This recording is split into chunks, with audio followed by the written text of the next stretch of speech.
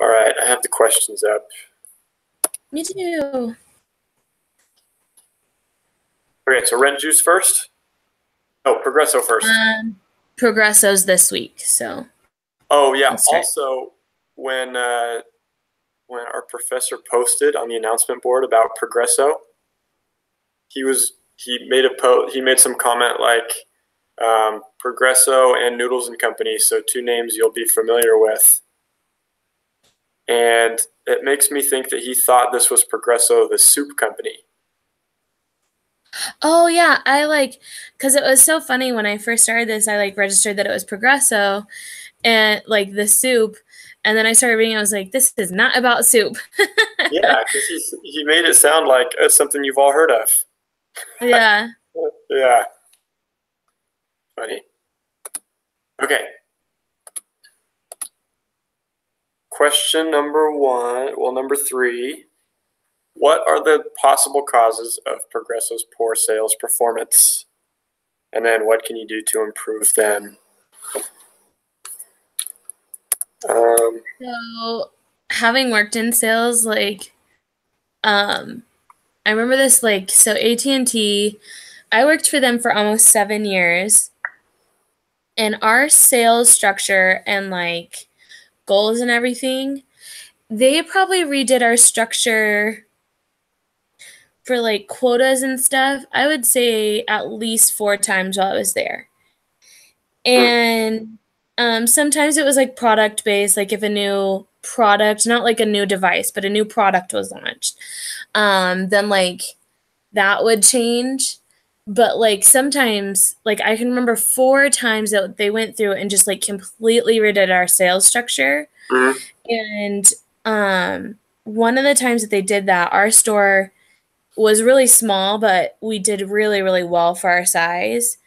And after they redid the sales structure and they moved to this I don't know, it was a terrible commission structure. But this new sales program, I don't think any one of us hit a goal for 3 months. And that was saying something because we had some of the top performers in the Northwest in our store. Yeah. And so on our regional conference call, they were like, how does everybody feel? And you could hear it in the conference call, everybody was beat down, everybody was upset, and there were I don't know, there was just so much discontent and aggression towards the people that had set our goals. Have you been in a store? Do you know what's going on? How is that possible? And so I think in this case, there were a couple of things. One could be, well, and they talked about later in the case that that goals were set too high and then they were adjusted. And so I wonder if goals were set for certain markets based on overall instead of doing a poll, hey, this is what will work for this area, or if it was a blanket, this is the company goal, each store should be doing this.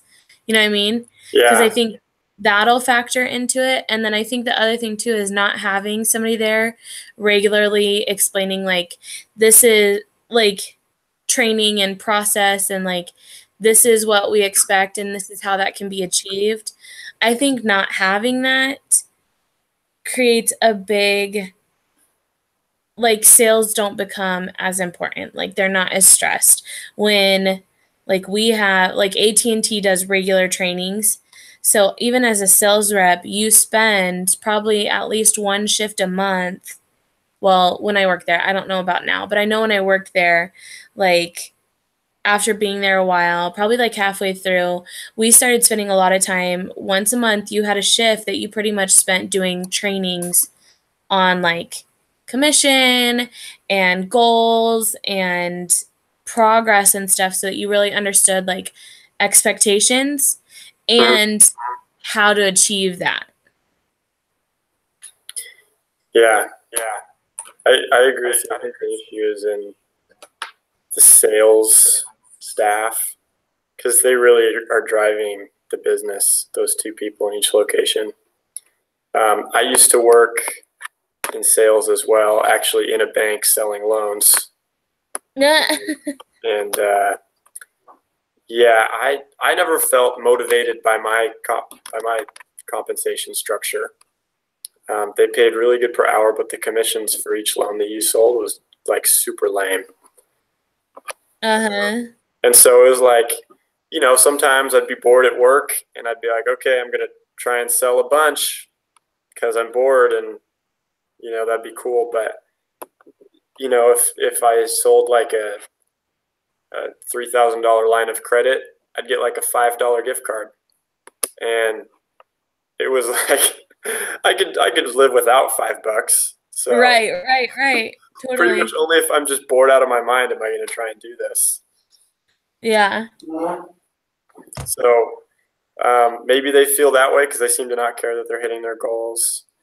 One other thing I thought of, just because there's a couple pictures in the case study, I thought, I don't know, being at my job, I really felt good as like a salesperson, being in a cool environment where you have a desk and you feel like you're a big shot. They set you up like, you're the representative for the bank, and these people are like sitting in a tiny kiosk in a grocery store. And Uh-huh. I think it's all image, but it probably gives them less confidence in the service they're selling people if they feel like a mall kiosk. Yeah. No, it's totally true. It was really funny seeing that picture because, like, I think back to, like, the, like, Mexican meat market and some other things that I grew up around. And, Yeah. like, having those little, like, cell phone, well, and even the one that's, like, right down the street from me. If you go in, there's a little like cell phone kiosk in there, and the cell phone kiosk is for like international plans, Mm-hmm. and it's all for they're all because we have like a huge Hispanic community here, so like the kiosk really focuses on like plans and calling cards to call back to Mexico. Yeah. So yeah, It's a good spot. And I think the grocery store spot is brilliant. I just think they could, you know, dress it up a little bit. make it not look like a kiosk in the mall. Yeah. But the other thing too is it's tough because the salespeople aren't motivated, and also I was kind of making a model so we could estimate like their break even and stuff, and I realized that the commission is so huge. Um, so it says they make 180 bucks on each loan on Mhm. average. Um, they lose about 10% of each loan just off charge offs, people not paying. So that leaves you with $90 in revenue per average, like $900 loan. And on that same average loan, each salesperson makes $69.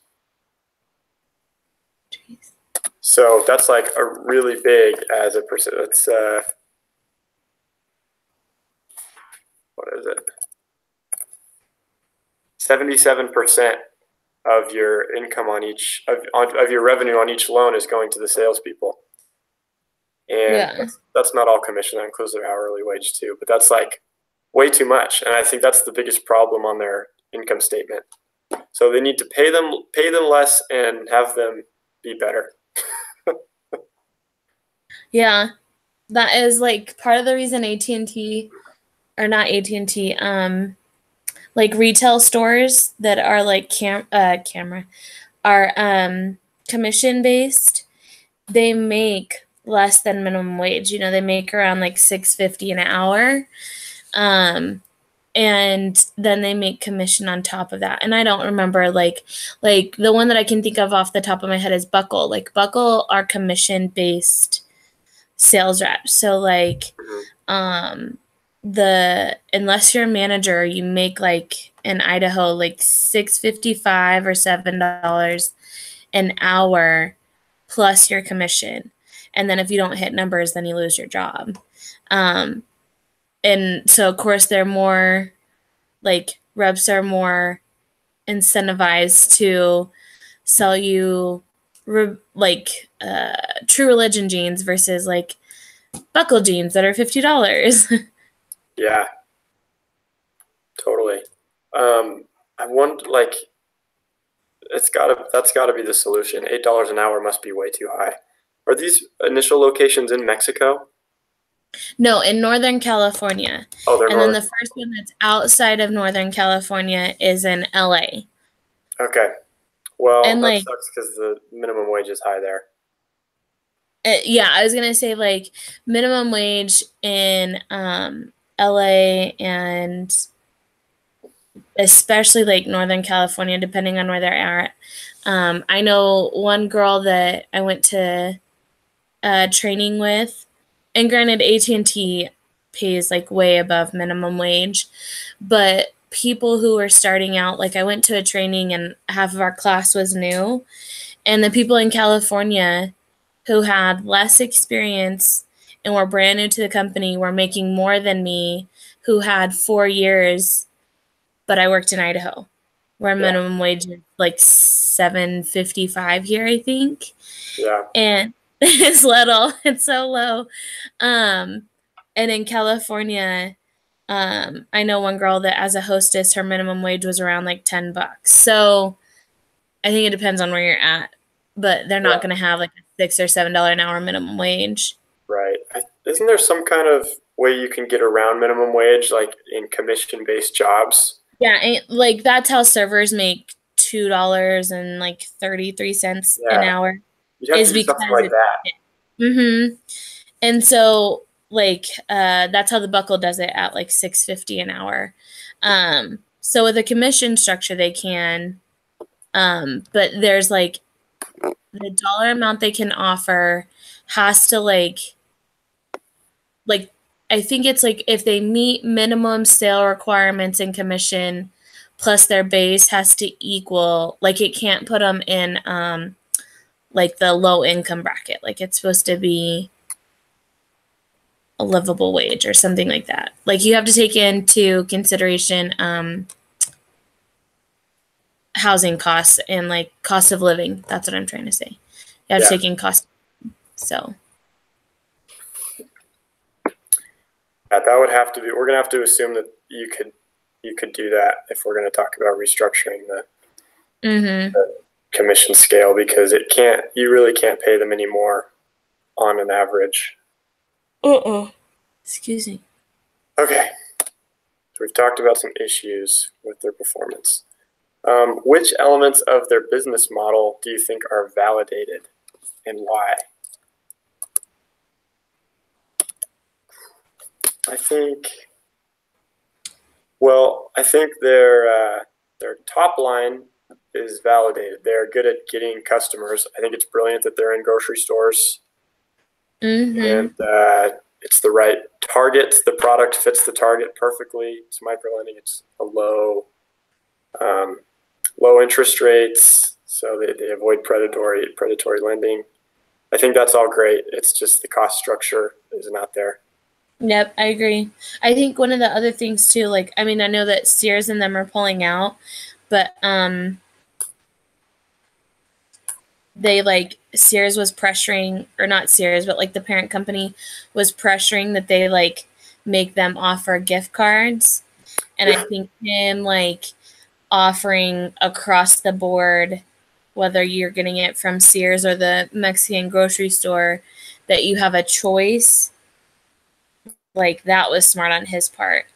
Because, like, I think if you are a company like his and you're wanting to grow and progress, you could, easily succumb to that pressure from like a big corporation to say, well, we're only going to help you if you offer our gift cards as solution or whatever, you know what I mean? yeah, So, that'd be terrible. They'd put themselves in a box. You're just financing Sears shoppers, uh-huh. and you're not. If you allow them Sears. that choice, then you are just marketing there. Like that's just where you're getting the customers, and you can become their lender for everything. Yeah, I couldn't believe they even offered something like that. I know. Like, I was like, why? yeah, No. just a requirement. But I would agree about like the grocery store and the market and I think it speaks a lot of like the type of people like they focused on the back end of things, like making sure that they got people that were sympathetic and compassionate to those who were behind and could be kind and compassionate to those people, but still get the company's money back, or Mm-hmm. get like a promise or a repayment. So I think part of it too is making sure that they focused on, like, in that scenario, hiring the right, like, not necessarily experience, but personality. Mm-hmm. Definitely. And someone who can really educate too. Like Mm-hmm. education is an important part of their business. The one thing I would change about their model though is I don't understand. I think grocery stores were great. I didn't really understand the choice to go with Sears. I know they had really good luck selling like with Sears lines of credit Mm-hmm. before. But I just think if you're going after that community, you should be at the grocery stores and you should be at Home Depot. And Yeah. Sears isn't like the prime. Kmart was good, but Kmart didn't do so well. Yeah. Yeah, I thought it's funny that you mentioned that because I thought the same thing. I was like, Sears, like, it felt like so out of left field. Like, why Sears? Like, of all Yeah, the stores in America, you went with Sears. Like, I would have thought Lowe's or Home Depot, um, or, because where I lived before, we didn't have a Kmart. So, like, my thought would have been something like a Walmart. You see those, like, Jackson Hewitt kiosks at Walmart or whatever, yeah, something like that. Um, but or like in places where there's Kmart. But yeah, I thought Sears, I was like, that seems so weird when they could have gone after, if you're gonna do it, then go after something like Lowe's or Home Depot. yeah. Totally, that's an odd choice. Um, okay, next question is how much profit does Progresso earn on a new loan with the current number of loans per month at a grocery store location? How many new loans do they need per location to break even? Okay, so I'll share my screen here.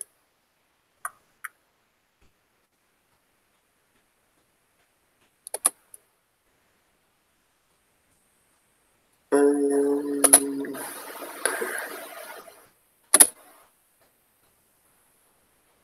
okay, so this isn't very nice looking, but here's my assumptions. This column C is for one loan, and then here it is, and then this is just a variable column where we can adjust how many loans we think they'll be doing in a given month or per employee or whatever. Okay. So for one loan, just going with the average, $900. Their margin turns out to be about 20%, just because they said their average revenue per $900 loan is $180. Just Mm-hmm. because it's a 36% rate usually, or a 26% rate with a $45 fee, but because the interest goes down as their principal goes down, it comes out to about 20%. Their losses is about 10%, $100 on each $1,000 loan. So that leaves their adjusted revenue like $90 per $900 loan. The labor, it says right in there, about $69 per average $900 loan, making your contribution margin $21, which is not very good. It's 2%. Okay, and then in this column, I have fixed expenses, store overhead, $2,000. Now I couldn't gather what time frame that was over. It just said store overhead is $2,000, and I didn't know, Right. is that one time per week, per month, per year? Did you have any idea on that? No, it just kind of, it was like in that last case we had, it just like gave us numbers. It Yeah, didn't say this is over like 4 years or over a year or whatever. So yeah. I didn't see anything in this one that said that either. I'll just Okay, go through quick. so I think month per month sounds like a reasonable number. I agree. I'd be surprised if it was a year, but it could be. Who knows? Things are a lot better for them if that's per year. So, I was just playing around with some numbers in here. It says an average employee working 40 hours a week will do 30 loans. So that employee, if there's just one employee in the store, oh, that's per week. So so just the average employee working for a week is going to do 100, or working for a month is going to do 120 loans and come out in the black. There's usually 2 employees in a store. Just so So, you know, if you're changing stuff, it's not showing on your screen. oh, really? No. Okay. Well, it should change in a minute. Okay. I was like, because like I can hear you typing. I was like, nothing's updated. Okay.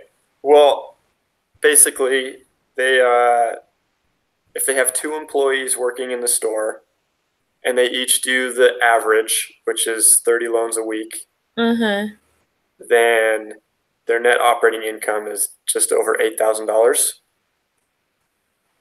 for that location. Yeah. Let's see. We'll do break even. Yeah, none of this is refreshing for you, so I apologize. I was like,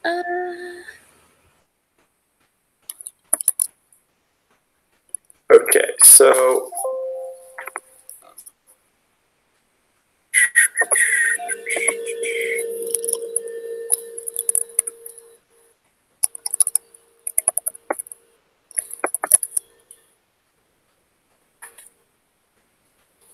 they need to do 48 loans a month to break even.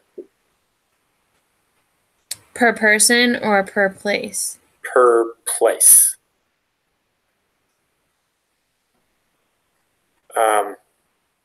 That's their break even if $2,000 is their monthly overhead.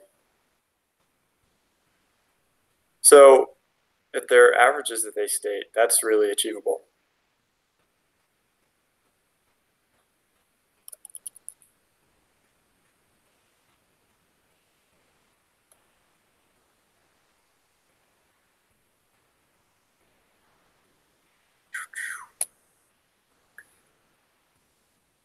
So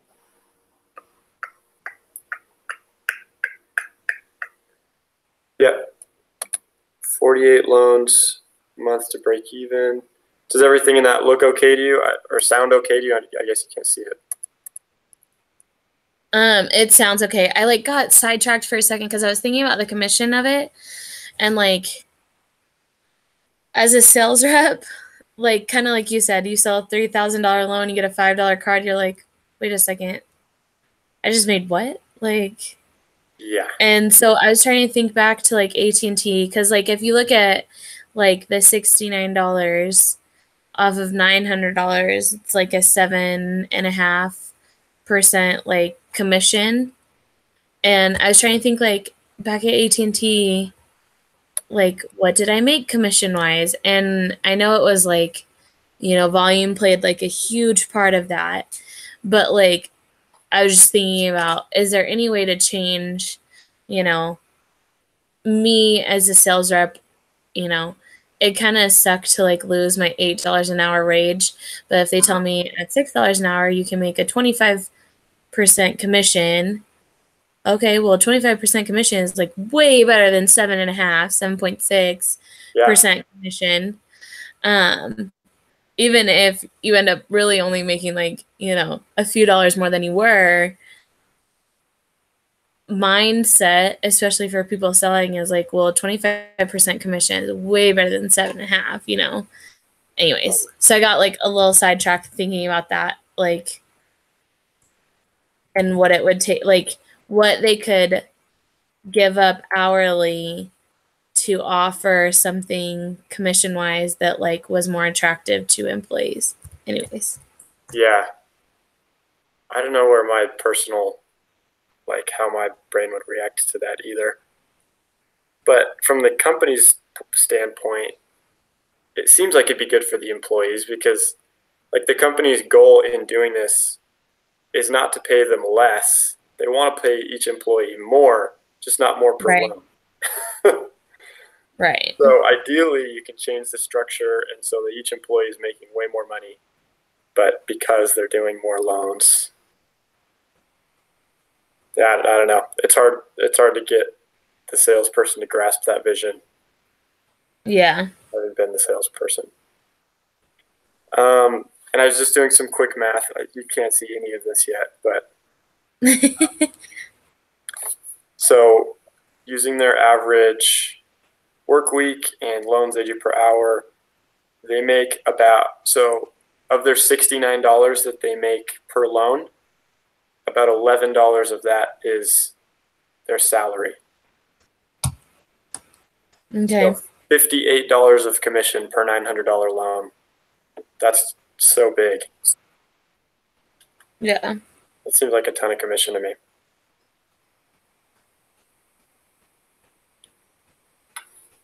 I hate commission-based jobs. Like, if I never have to work in commissioning it, like, because I work in commercial real estate development, and so we have like a realtor that works for our company. And he's like, I really think that like they've offered to pay to let me like become a realtor, and I'm just like, no, no way. I like do not. The idea that my job, like how well I do, my income is based solely on whether you buy a piece of property, develop a company, or buy a house, I'll pass. Yeah. I just, nope. Yeah, that's a lot of pressure. It's that risk averse part of me. No way. I don't care how much I can make. There's a lot more to lose. Yeah. Oh, the percentage of real estate agents that actually do well is like so small. It is. It's like 14% of people who become, I know this because my wife just got her real estate license a couple Oh, years ago really? and then decided not to do it after she got her license. But like only 14% of people who get their real estate license are still selling real estate 3 years later. Mm-hmm. So it's like, Yeah. yeah, scary. If everyone could do it, they would. So now we're on number 5. As a group, you must change the current compensation plan to improve the number of loans made per month. You can change the variable amount, the number of loans needed to receive a payout, and or the fixed compensation. Do not waste time trying to figure out a way to break even with a lower number of loans. The board won't go for that. So that's exactly what we've been talking about. Let me try and just refresh this. Yeah, it's so crazy because like I've had people share their screens before and it refreshed just fine like as you're updating stuff, but Yeah, last time we did this, it was like a few seconds behind, but it worked. yeah, it totally updated. Yeah, I don't know. So here's the refreshed screen. It's not changing as I move. But so I hadn't thought at all. Well, it makes my brain break to think about changing the level at which you get commission. But the goal is just that we need to get the labor cost per loan down. So you could do that by raising the ceiling and say you don't get any commission until your 15th or your 20th loan. Mm-hmm. Or like we were talking about, we could lower the hourly rate and raise the Commission payout. Yeah, or I think probably like something that's going to satisfy both like me as a boss looking at numbers and me as like a sales rep would be to not take away like my guaranteed 8 hours or whatever, but to tell me I guess they said in the case that like they no longer cared about hitting numbers because they still got their $8 an hour, huh? Yeah. I was going to say, because if you told me, okay, like you can sell 20 loans a month At 5 loans, you get a 5%, not 5, but just like for this, like to explain what I want, like at 5 loans, you get a 5% payout. At 10 loans, we'll pay you out 7%. At 20 loans, we'll pay you out 10%. You know, like there's a tiered, like that's how it worked at AT&T was like, if we hit our minimum, here's your sales payout. That is what you get. Nothing more, nothing less. But if you go and beyond, then you like slowly increase that. And if you doubled your sales goals, then you got more than double payout. But I think for the market that they're dealing with, it would still require lowering that $8 an hour because it's not guaranteed. You know what I mean? Like right now, the people in the LA market are like, well, I don't care how many we sell because I'll make $8 anyways. So you tell them, okay, well, so we're going to redo this. And now you each will make $6 an hour or $5 an hour. And each store needed how many loans? 38? Is that what you said? 48? 48 to break even. So the store needs 48, and there's an average of 2 people in a store, right? Yeah. So you could tell them, okay, like to make your first commission goal, you have to sell. I mean, you can't do something like 10, like, because then they're just going to be like, oh, at 10, I make like, you know, but like do something so that they strive. So at 24 loans per person, you know, there's like a nicer payout versus if they do 12. And then if they go above and beyond that, then they get a better payout. You know what I mean? Yeah, I agree. I think that would be the easiest, or I mean, the smartest way to do it.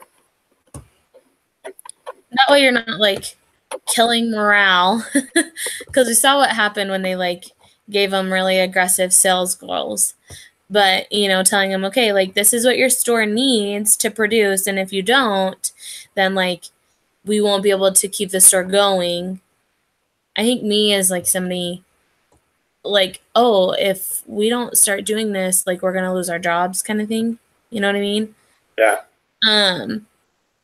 And then, oh, if I hit my 24, then I get like a 10% commission.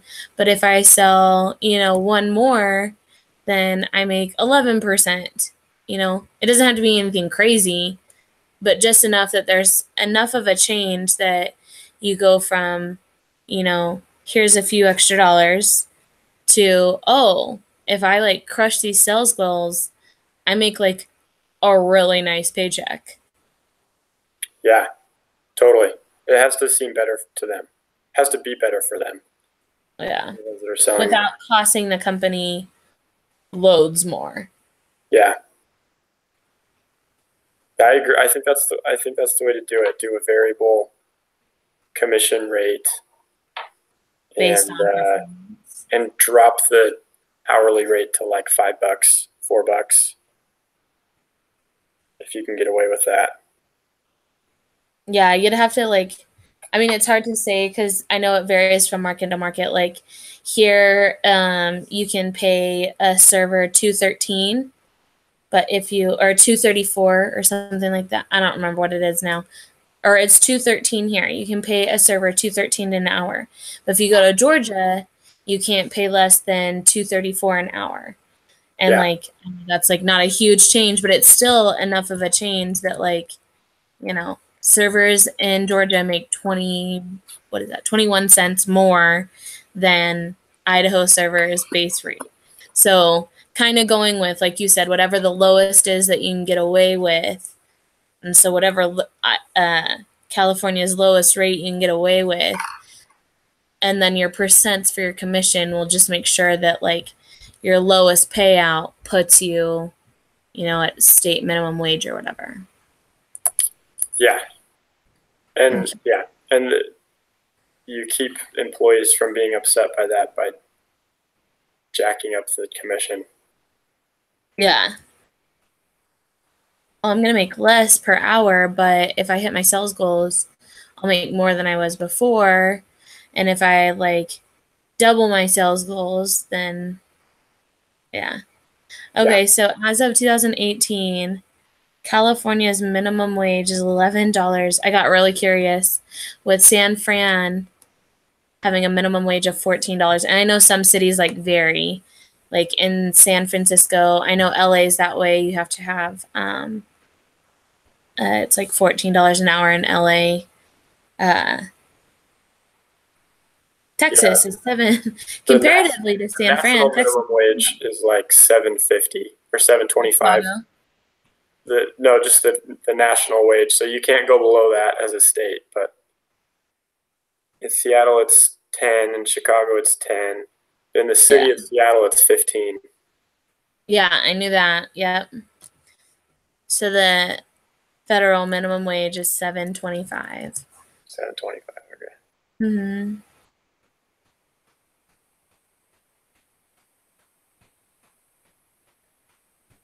That Um, makes we anyways. we pretty much covered all question 6. It's the same discussion we've been having. The only part of it we didn't touch on is, would you keep the current sales reps or um, and just like move them to the new compensation plan, or do you replace them? Um, I've been on both sides of like what happens. And like the most effective way is, so it's kind of like if you have a cancer, you cut it out, right? Like, okay, there's going to be like a really morbid, aggressive example, but like if you have a cancer, you cut it out. So it doesn't take long to spend time in a store before you can see, and I'm not talking like you have to go into a store for months. It takes just a few days, sometimes a week, and you can see people that are willing to adapt and those who aren't. And so you present the current employees with like, hey, this is our new compensation plan. This isn't a if you like it, this is what we're doing and you can accept that. And if it doesn't work for you, then you're welcome to leave.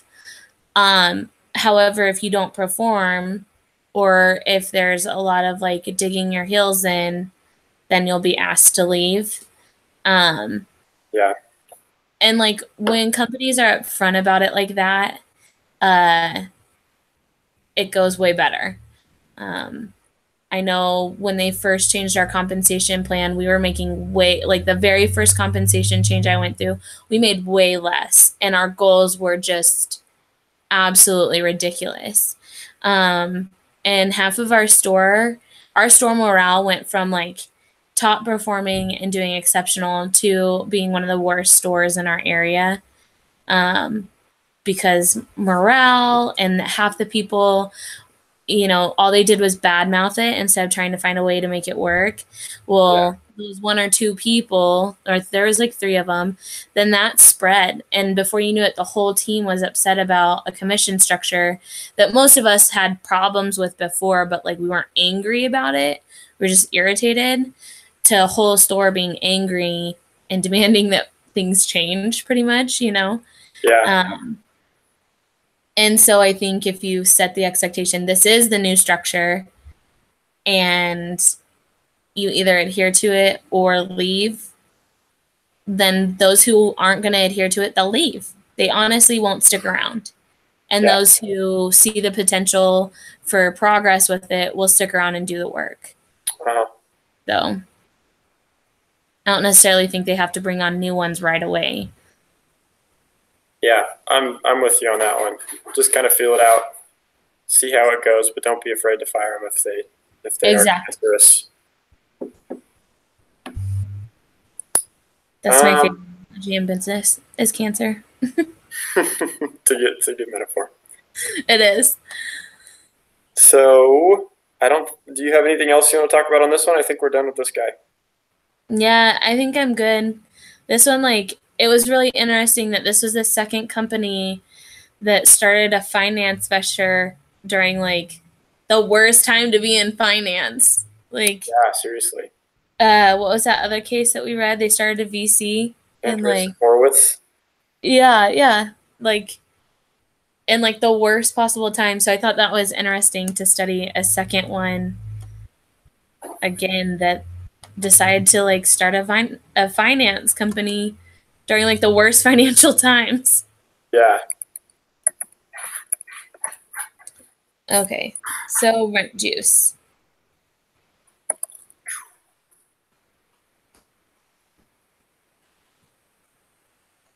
I just figured out the Andreessen Horowitz case.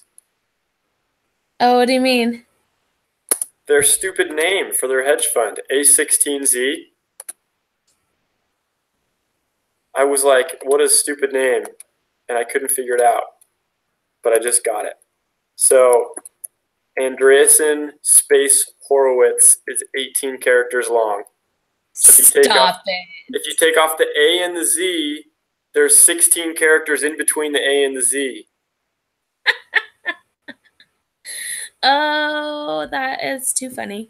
Sorry, I just had to count it really quick. Oh man, I had no idea. Right? Why else would you name your company that? Yeah, I remember thinking it was like that is the dumbest thing I've ever heard. Well, now it makes sense. Man. Wow, I feel really adapted. I cracked that one. A month and a half later. I basically finished that case and didn't think about it again until like reading this Progresso case because yeah. Anyways. It's understandable. Okay. So RentJuice. Vote individually. Should David Vivero raise money now? Yes or no? If yes, what should he do with the money? If no, why not? Read page 7. Why do investors care about consumer lifetime value, customer acquisition costs, and sales conversion data?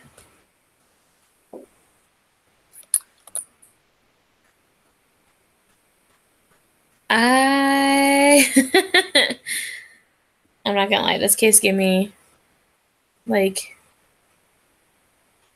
I don't know. I had no strong feelings about this. Like other cases I had like a very distinct like they should do this. And this one I like saw both the pros and cons of raising money now and not.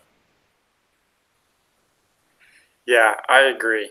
And so I just go with my default answer, and that's don't raise money.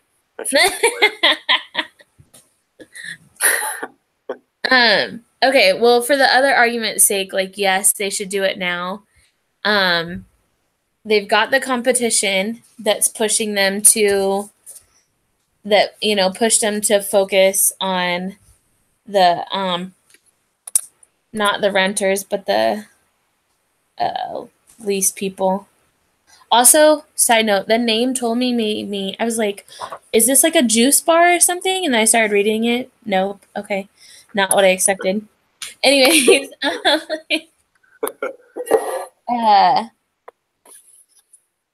landlords, that's the product. So like they are launching this product for landlords, right? And they started focusing on that because of competition. Well, obviously like they are having a successful business model. And if they have competition in, right, it was Chicago, I think, or Boston. Yeah. I think maybe Boston. It's not going to be long before other companies start trying to do the same thing. And while they have money for the next 8-ish months, who's to say the availability or possibility of raising money will be there 8 months from now when they need it? Good point. It is the time. If they're going to do it, now's the time.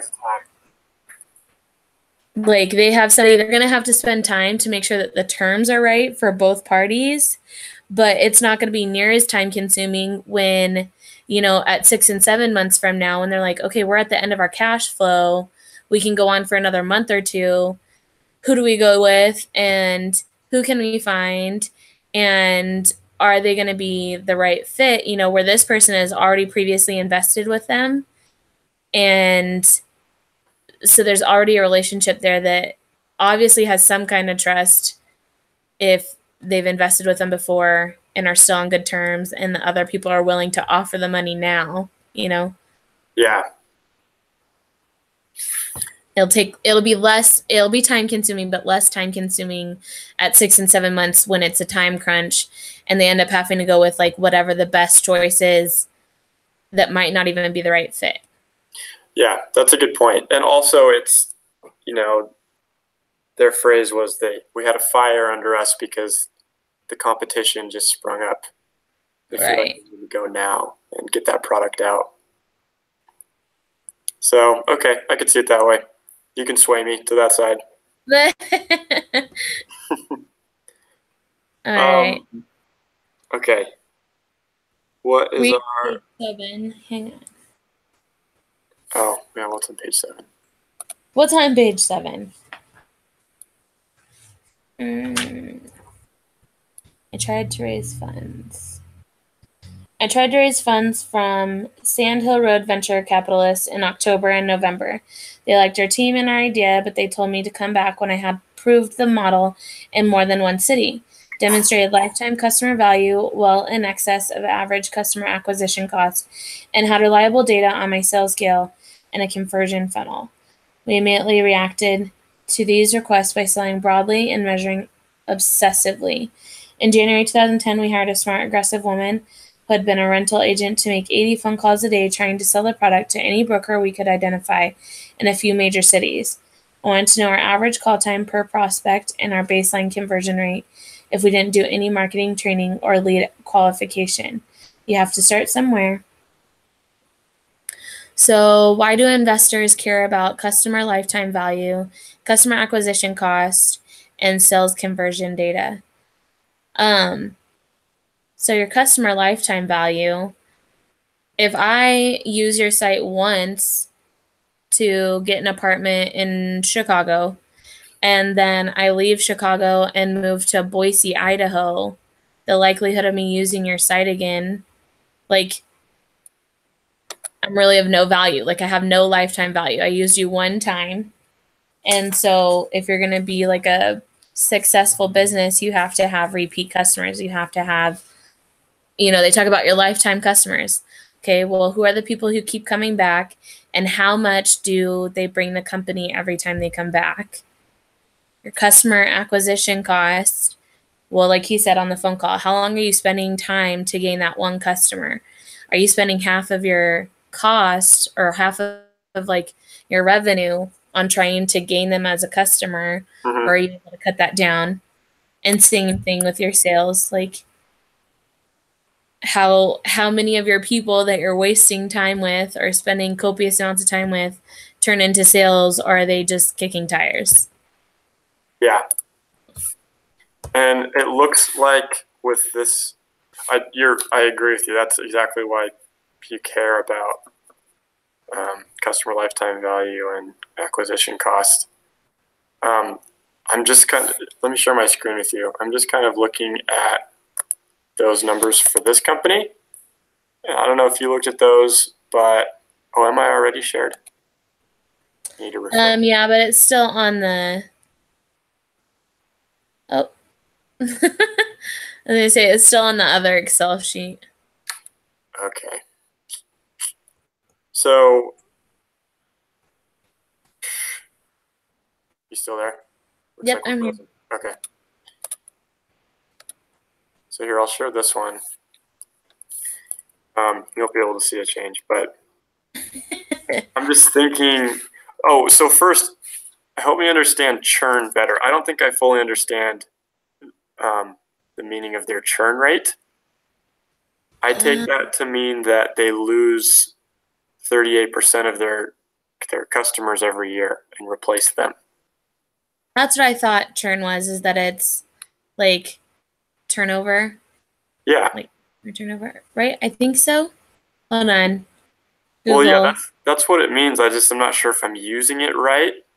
But assuming it's that they lose 38% and replace them every year, then the numbers look this way. So, I found an answer. Okay. For an example, an annual churn rate of 25% implies that an average customer life is 4 years. Okay, perfect. So that means that a churn rate of 38% makes your average customer life 2.65 years. Mm-hmm. So with an annual revenue of $440 and an acquisition cost of $2,300, that means you're in trouble. Yeah. So 440 times 2.65, the life of the customer, is $1,166. Because 440 is a monthly revenue, and that 2.65 is your. Oh, that's per month. Year. Yeah, the 440 is per month. The 2.65 is, just shy of. Okay. That makes this much better then. So then your annual revenue for each customer is $5,280, and there's a 75% margin. You can't see any of this probably, huh? No. Okay, I'll keep narrating. So then your profit for each customer every year is $3,960. You get them for 2.65 years. So that's $10,494 lifetime value, all in current dollars, not discounted. Right. And then your acquisition cost is $2,300. So that seems pretty good. That looks much better than before. Yeah, I was really worried. I was like, how are they in business at all? How did they have money for the next 8 months? Yeah, seriously. Okay, I'm gonna do the present value of that $10,000 really quick.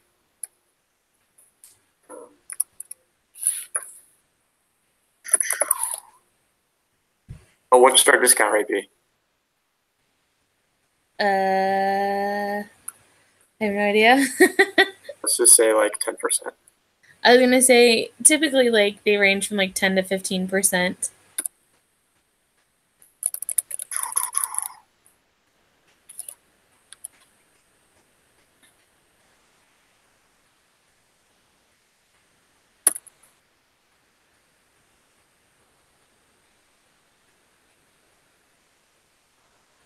Is my mouse or anything moving on the screen share? Nope. Oh, your mouse is, but nothing's changed. The only thing that moves is your mouse, or like the only thing that changes is where your mouse goes.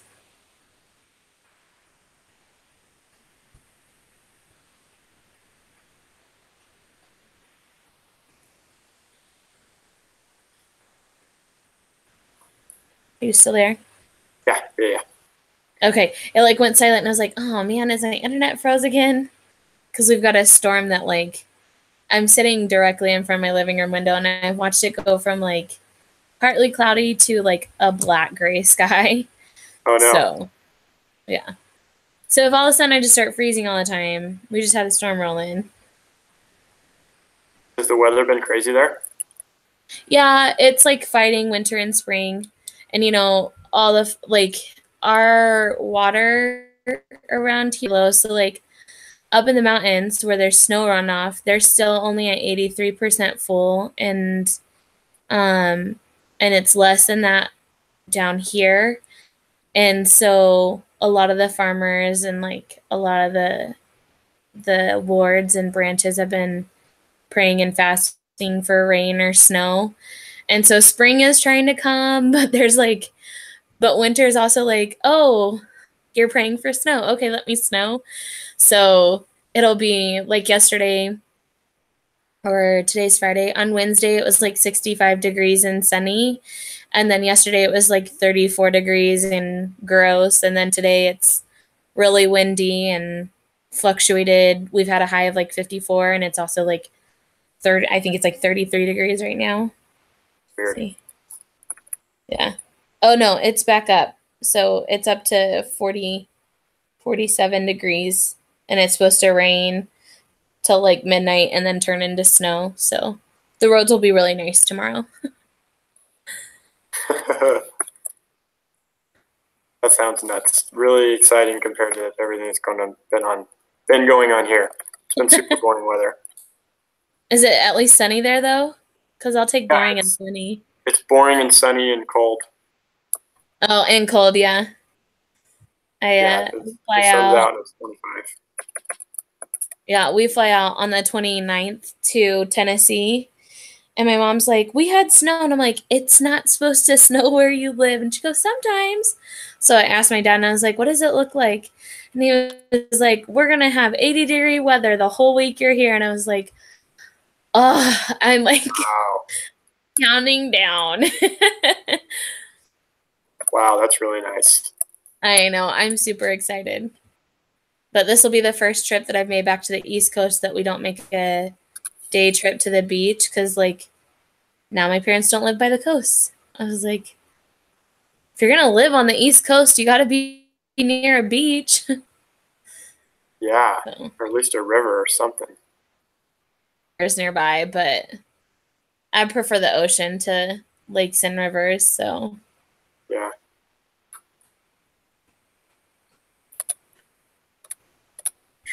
Okay, I'm just about done with this thing. that's fine. It's just giving us a number because it says we have to like put our number into a survey or something afterwards. So that's the only reason I care to get it Oh, yeah, let's see. accurate.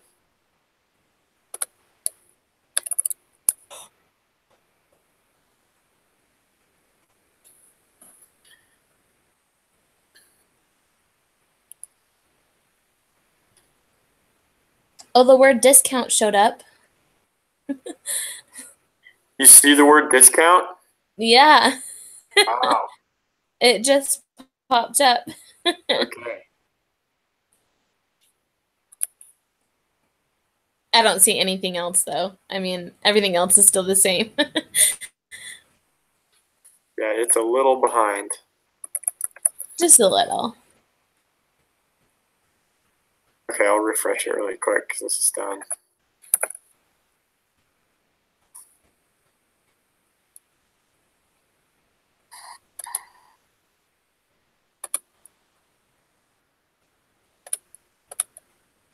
Okay, so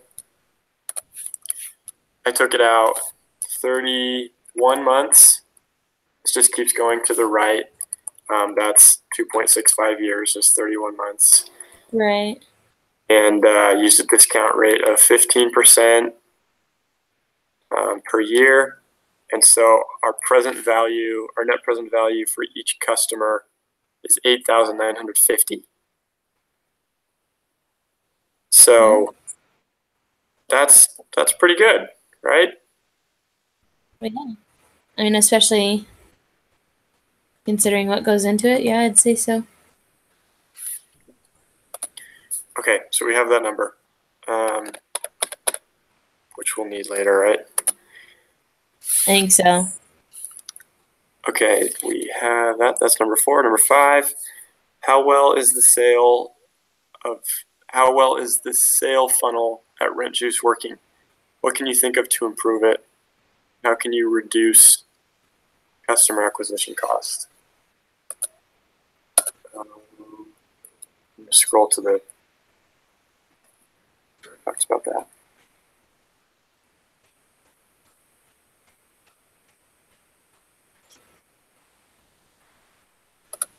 Can you still hear me?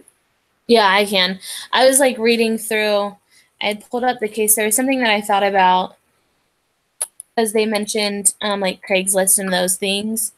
And like, you know, they talked about in that paragraph we read that like she was on the phone and she called. And like, obviously, you're not going to be able to not call, you know, like you're going to have to call. Yeah. But I think one of the ways that you can reduce a lot of like your costs as far as like gaining new customers is like that guerrilla type advertising, the word of mouth, your social media, you know, because you can do a lot with social media for free. Totally. Craigslist free. You can, you know, actually like my job at the vision clinic, I knew about it because somebody worked there but I was on Craigslist looking for other jobs while I sent in my application for that. And there was like the ad that they were looking for somebody on Craigslist. So I think utilizing those free things, some people are like, it doesn't make a difference, but I was able to show the owners of the vision clinic that I worked at, uh, the husband was very like numbers oriented. He wanted to see a number that said it was worth our time and money. Uh-huh. And so I was able to show him that like the time I spent creating and like putting stuff together for social media helped our numbers rather than hindering him. He's like, we're wasting money. I was able to prove that we weren't, that I was actually helping bring in revenue and not waste money. And so I think that's one way to cut down costs, like on phone calls and wasting time that way, because it's really easy to piece together your social media and things for Craigslist in less time, reach more people, and you can multitask that project. I'd put sales together for Facebook and Instagram while I was scheduling a patient.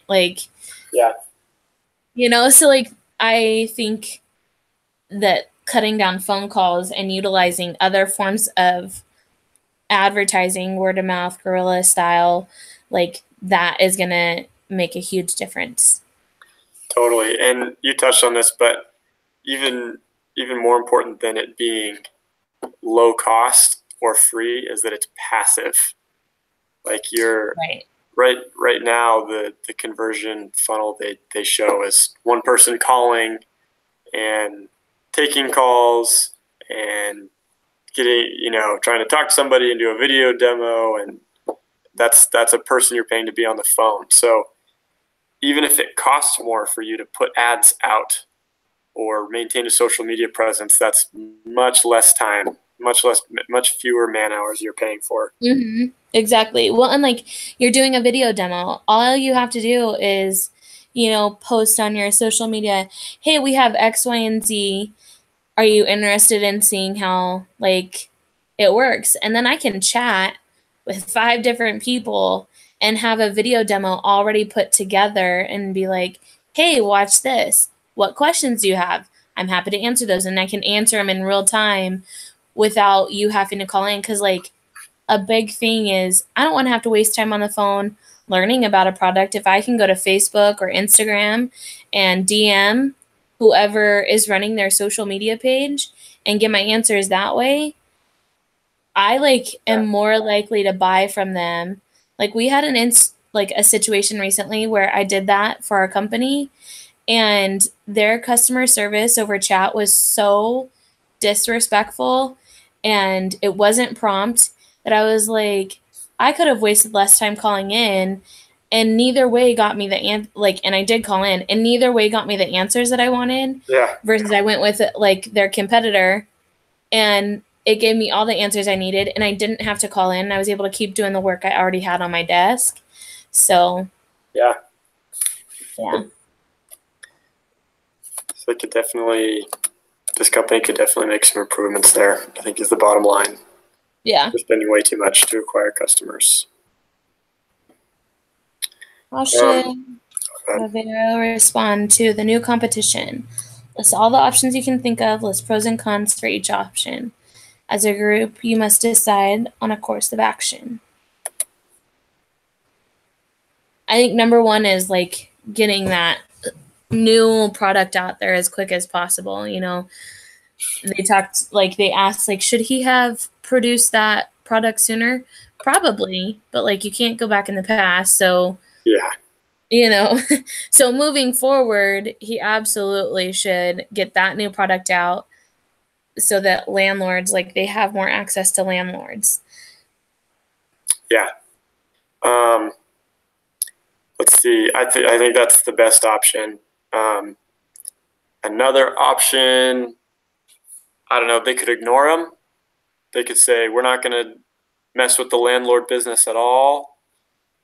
They could run a smear campaign like politicians. I think the only option is the one that you presented. Get it out fast.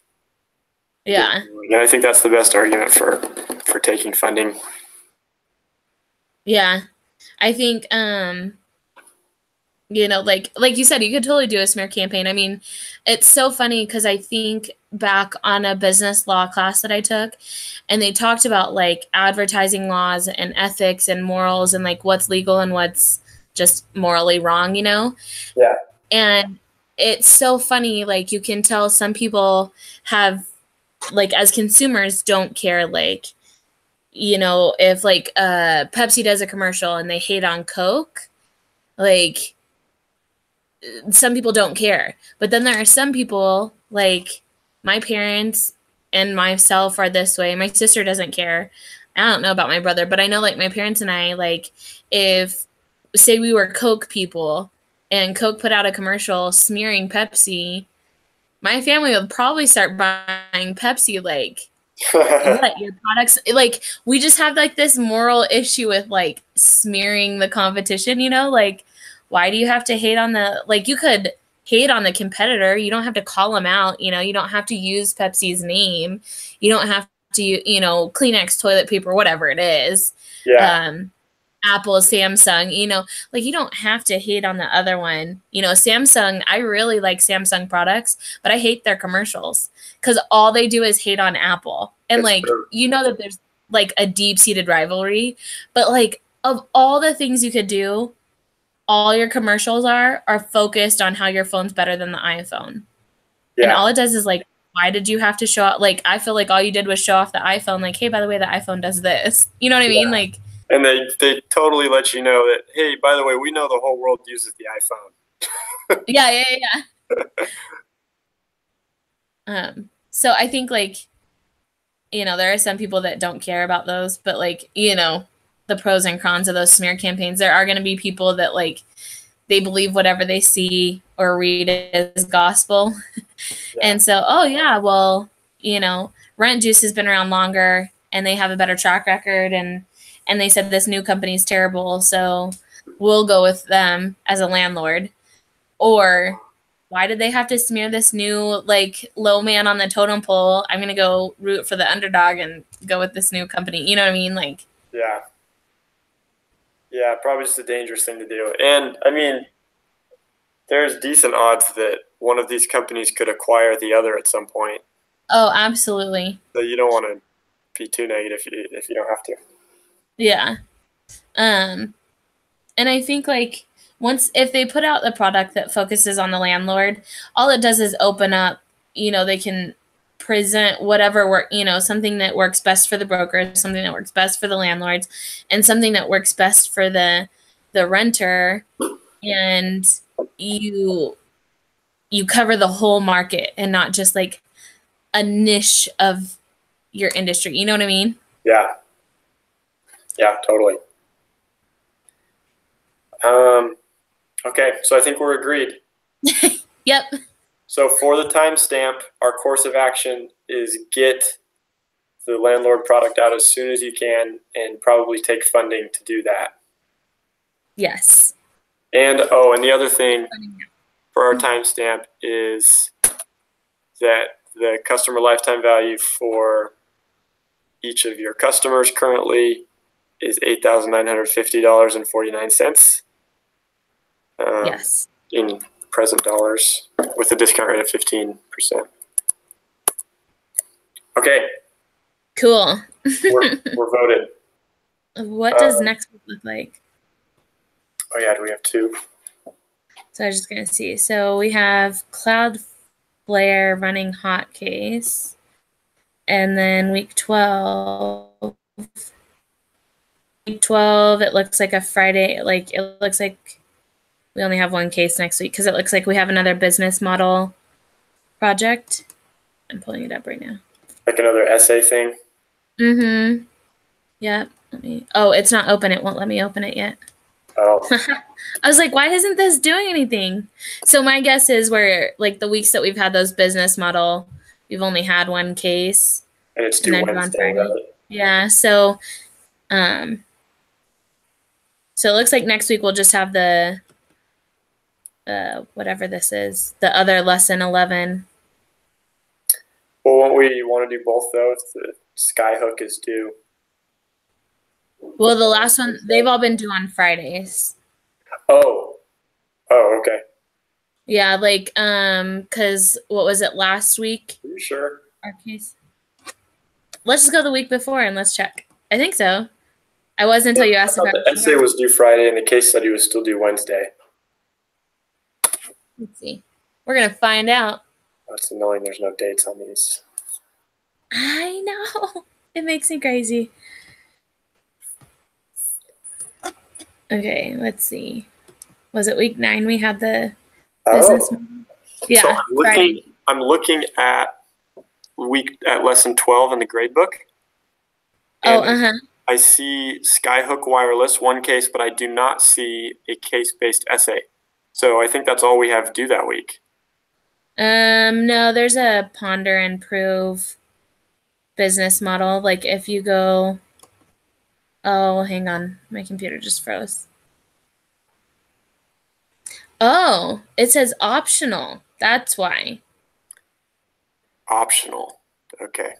So maybe for like if you've missed something, like I missed one of our first I don't know if you know this, but like your lesson reflections are worth more points than your case analysis.